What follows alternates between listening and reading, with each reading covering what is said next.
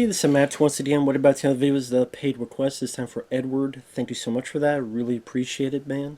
And for those interested in requesting any type of videos, reviews, topics, reactions, commentaries, what have you, feel free to send it either directly to my PayPal or join my Patreon. Both links are down below in the info box. I also have a second YouTube channel in case anything happens with this. I have a second YouTube channel just in case. I also have a channel on the website Odysee, which is archiving these videos, again, just in case. But Edward wanted me to talk about, once again, South Park. This time, Season 13, Episode 14, and Season 14, Episode 2. So, let's get at it. Season 13, Episode 14, to me, it kind of made sense that it would end on a lukewarm feel, because Season 13 just felt like lukewarm to begin with. It just, one of the lesser seasons, it seemed. Just not a lot of episodes I really was gung-ho about in Season 13. And I mean, it ends with the kids go to a water park and Carmen singing the song about the water park and singing the song about minorities, and he doesn't want them there. Meanwhile, Kyle finds out more and more that people pee in the pool. His friends like Stan and Butters, they peed in the pool. And he's disgusted, so he doesn't want to be in any of the water park anymore. And you kind of find out that there's too many people there. And some scientists looked at the water and they said there's too much pee in the water. So someone does it one more time and it creates this tidal wave of yellow itchiness. It becomes like a disaster movie, like a Roland Emmerich disaster movie, where people are screaming and tidal waves and all this stuff going on.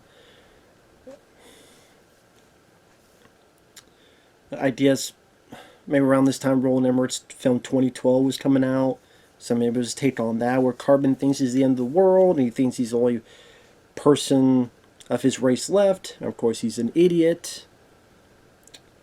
And the episode didn't really just have much laughs in it. It's either Cartman being racist, which is not the first or last time Cartman does that. Kyle complaining again and again and again that I'm not going in there because there's pee. Or it's this unfunny gag of just tiresome shit where outside scientists and Randy, Stan's dad, Randy sees these scientists bringing monkeys and they're going to do tests on them to see if they can go in, and so the scientists piss on the monkeys. And of course the monkeys get pissed because who wants to get pissed on? And they think it's, oh my god, they're going crazy, they have like a rage virus. No, they're mad because you're pissing on them, and just being incredibly stupid people doing stupid things. And this dad goes on like 3-4 more damn times. He's like, let's feed a banana. So a monkey, he's getting pissed on, but he's eating the banana, so he's calm. So a banana is secure when we go in there. And then we need to try on a human. Randy volunteers, and he gets pissed on, but he eats a banana and able to overcome it. Meanwhile, Carmen freaks out on the boat, but it doesn't really result in anything. It doesn't result in any back and forth between him and the other people, or it just, I guess this dream sequence that he visualizes these elements of the future, and the common thing, him going no as each dream part ends, which has been done before. Carmen going no, and I thought it was done funnier in those episodes. Kyle is supposed to dive in to get this thing turned on. In order to do it, to not have the bends, he's supposed to drink this pee, so he does it. But then they get rescued and he gets mad, like, I had to drink this for nothing. The only thing worse than that is bananas, which I don't know why bananas would be worse than pee. Kyle has a very weird deposition on that, just a weird take on that. Like, to him, bananas are worse than drinking pee. Like, I don't know what the deal with Kyle is. So he's forced to eat the banana, and he doesn't want to, and someone has a gun on him, so he's forced to eat the banana, and he's mad. And then the episode ends. And I'm sitting there going, I don't think this was witty, I don't think it was funny. Cartman is just, I thought they used him in a lazy way. I understand Kyle, his frustration, but what it just went on and on and on. There's really nothing else to it. It got old real fast, got tired really fast. And the stuff in the outside, I'm like, I get it. The people in this world are stupid, but this is like, come on. Like, not even one person can voice up, we sure we're doing this the right way? It felt like we have nothing, so just churn out something in 5 hours. There's a script. This was not a highlight for South Park, in my opinion. It's just boring, lame, lazy, and stupid. So I really did not like that, but it kind of made sense because season 13 was pretty lame season. But I will say season 14, episode 2 starts off on a... He wanted me to skip episode 1, but episode 2 is actually pretty decent. I liked it. It's a Butters episode. That definitely helps because I do like the Butters character. I get where they were going for. I thought it was pretty witty, the over-analysis of works of culture. Pretty much the kids are told to read The Catcher in the Rye, which has its controversy because that was the book, for example, that the guy who killed John Lennon read and supposedly was obsessed and influenced to go kill John Lennon. But when the kids read this book, they think, this is really tame. Why did people think this was controversial? It's really tame. And I can understand that, not so much that I read Catcher in the Rye, but other works of art that's labeled controversial, and then you watch it, you go, what was the big deal with this? So the kids are disappointed, and then they go, well, we're going to write a book that's going to get banned. And I like the montage of the 4 kids writing this book, and you have this whimsical guitar music, like, it's the innocence of kids, even though they're supposed to be writing the most disgusting book ever. So the parents fight and they read it, and it's a book that they can't get through the first chapter without puking. And so even though it's really disgusting, they view it as a genius piece of work. So they tell the kids who wrote this book. They ask, who wrote this book? And they all blame Butters, who had no involvement with it. Butters, you're a literary genius. And the other kid's like, what? And he gets picked up by a publishing firm, and he gets deals and money. He even gets glasses and a new look, and the girls like him, and the kids are like, what are you doing? You didn't write that? And Butters stands up to them going, the 4 of you to just suck on my wiener. So I like Butters being able to stick up for himself, and I wish there was a bit more of that. I also get the idea behind the episode. I mean, they make it very clear that there are people that look at a piece of movie, book, whatever, and they at times can look way too much into it. Even to something that was never even meant to be. And I mean, there's countless movies I could name that I think people look into it too much. But on the flip side, someone say it's in the eye of the beholder. For example, I don't think there's anything that deep about the human centipede. It's a guy sewing mouths to assholes, or Skinamarink, or some of these other films. A Serbian film.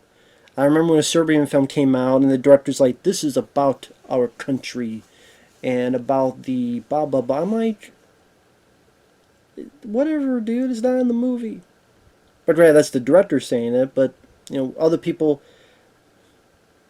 You look into it, and there are times where it does seem like people look way too much into it. And so it goes, no, you failed to understand what the author meant. And the kid's like, no, I mean, this is not how it is. People look into metaphors that aren't there. I mean, to go in a different direction, it's like articles that I've read in the past few years. There was the article about this professor saw Alien and Predator and talked about how racist they were. Because the Predator had dreadlocks and the alien somehow represented an African American woman. And this is a professor who happened to be black, and like the way he wrote this and interpreted this, again, people looking for metaphors that aren't there. And or like you Die Hard, how is misogynist? I mean, this could be done in today's age. Like this was ahead of its time in terms of this stuff. People looking for stuff that isn't really there. And Butters writes his second book on his own, and people go, "Well, it's not as edgy as the first, but there's more back to his roots." I didn't. People reading into stuff that's just not there, and that's a. I can relate to that. I can sympathize with that. I can perfectly understand what they're going with, and that made the underlying theme more entertaining to watch. And I thought they did it in a way that didn't sound too preachy. And the stuff with Butters, I still thought was pretty fun, utilizing that character. How they're almost trying to get him to believe his own hype. But then, kind of like catching the ride to the guy who killed John Lennon, someone reads those books and goes after the Kardashians. And Butters is very sad and upset about it.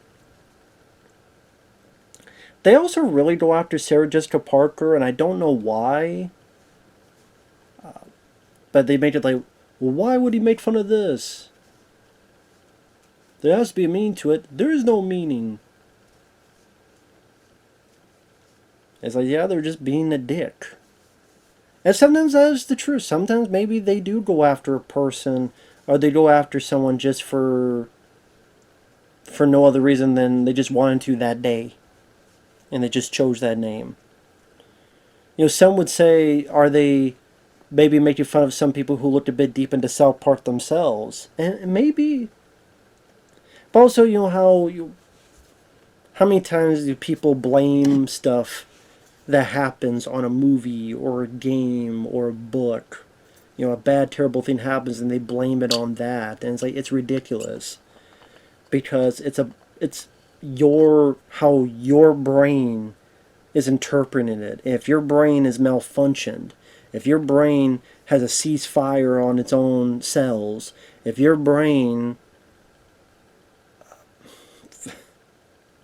did that to the 10th power, just fried, stumbled, bumbled over your words with enough twists and turns to make a damn twister blush. If your brain didn't find a bus to catch, or it did and left your body long ago, and you're there with a brain freeze of lengthy proportions, maybe you're the problem and not the material. Maybe you're the one with the issue, whether it be what you've been through, your psychology of your family, friends, what's happened to them, how they affected you. But it goes back to you or your life, not a movie or a book or a show or a video game or a cartoon. But